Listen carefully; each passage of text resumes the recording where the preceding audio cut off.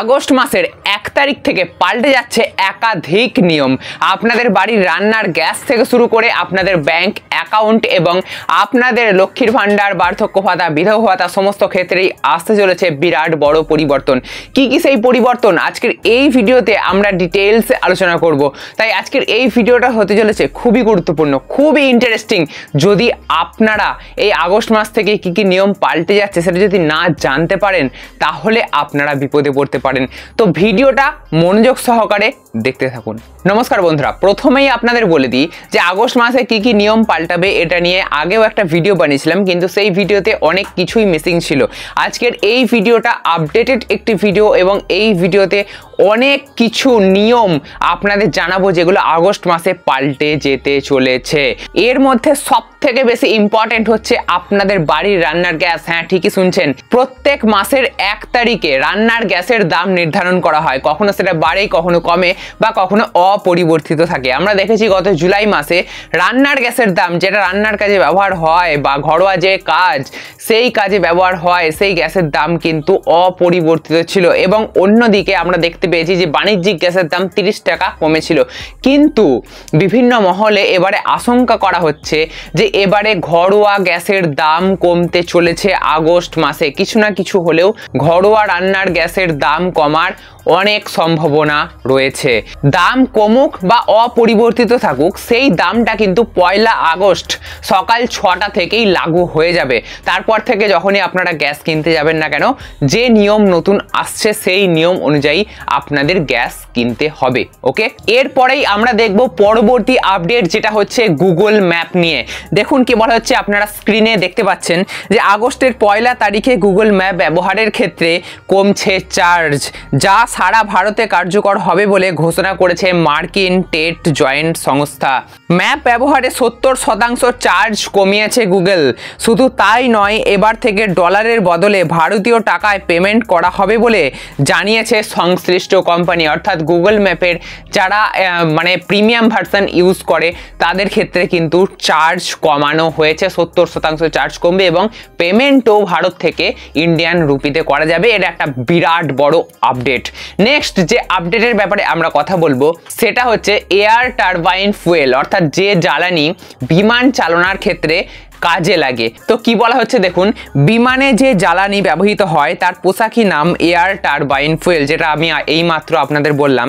1 August থেকে যার নতুন রেট প্রকাশ করতে পারে সরকার। চলতি বছরে এপ্রিলে শেষবার কমেছিল এর দাম।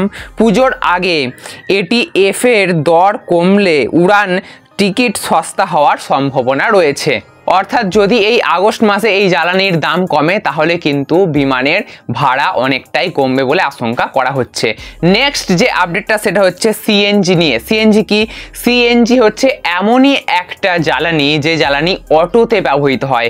এর দাম বাড়লে বা কমলে আপনাদের অটো ভাড়ার দাম বাড়বে বা কমবে, ডিপেন্ড করছে। কিন্তু দেখুন কি বলা হচ্ছে, প্রতি মাসের প্রথমের দিনে প্রকাশিত হয় কম্প্রেসড ন্যাচারাল গ্যাস বা সিএনজির সংশোধিত দাম। বর্তমানে যা অটো, বাইক ও গাড়ির জ্বালানি হিসেবে ব্যবহৃত হয়, যেটা আমি আপনাদের এইমাত্র বললাম। আগস্টের দাম কমার সম্ভাবনা রয়েছে বলে মনে করা হচ্ছে। অর্থাৎ সিএনজি জ্বালানির দাম এই আগস্ট মাসে কমার সম্ভাবনা রয়েছে, যাতে করে আপনারা যে অটো চড়েন তাতে কিন্তু রেট কমারও সম্ভাবনা রয়েছে।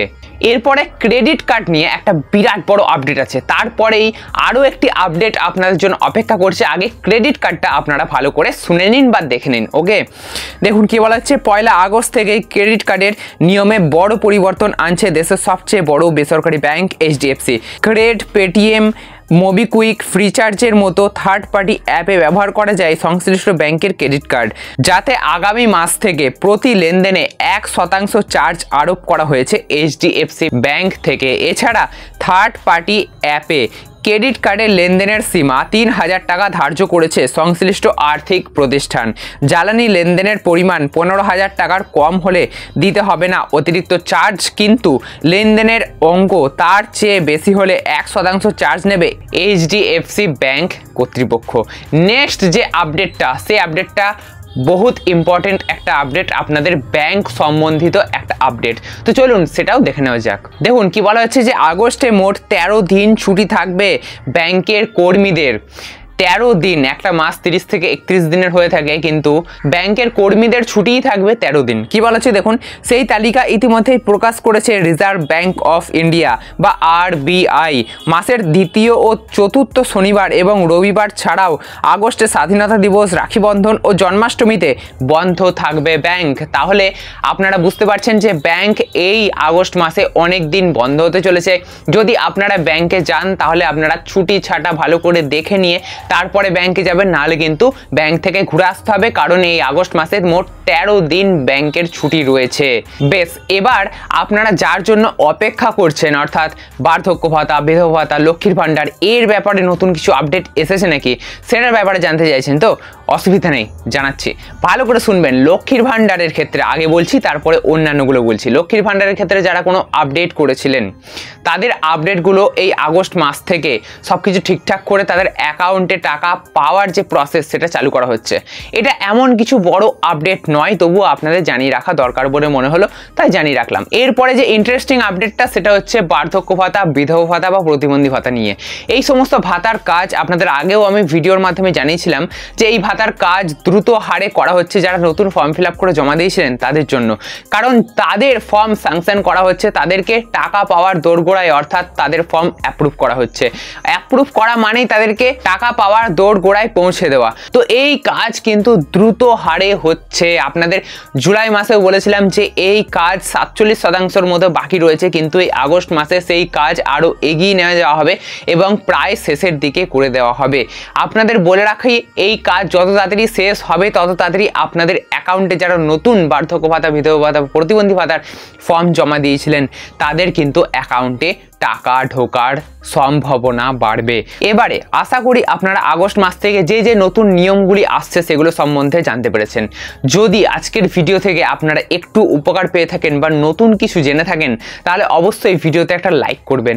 এই রকমই নতুন নতুন আরও ইন্টারেস্টিং ভিডিও পেতে অবশ্যই চ্যানেলটিকে সাবস্ক্রাইব করে রাখতে ভুলবেন না।